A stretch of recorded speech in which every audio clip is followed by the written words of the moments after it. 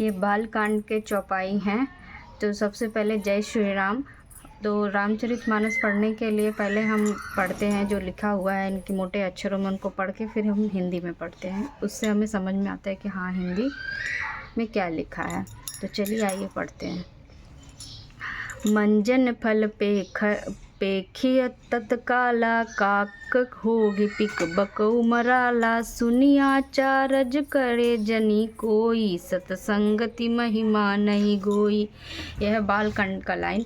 तो इसमें लिखा है, इस तीर्थ राज में स्नान का फल तत्काल ऐसे देखने में आता है कि कौवे कोयल बन जाते हैं और बगुले हंस।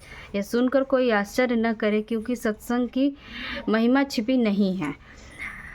तो वाल्मीकि जी कहते हैं, वाल्मीकि जी, नारद जी और अगस्त्य जी ने अपने अपने मुखों से अपनी होनी कही है। जल में रहने वाली, जमीन पर चलने वाली, आकाश में विचरण करने नाना प्रकार के जड़ चेतन जितने जीव इस जगत में हैं। तो वाल्मीकि नारद घट जो में, निज निज मुखिन कही निज होनी, जल चर थल चर नभ चर नाना, जे जड़ चेतन जीव जहाना।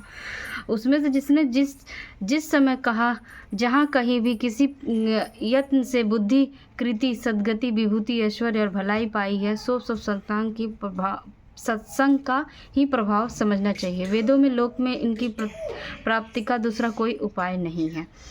सत्संग के बिना विवेक नहीं होता और श्री राम जी की कृपा के बिना यह सत्संग सहज में मिलता नहीं। सत्संगति आनंद और कल्याण की जड़ है। सत्संग की सिद्धि ही फल और साधन का फूल है। दृष्टि भी सत्संगित पाकर सुधर जाते हैं।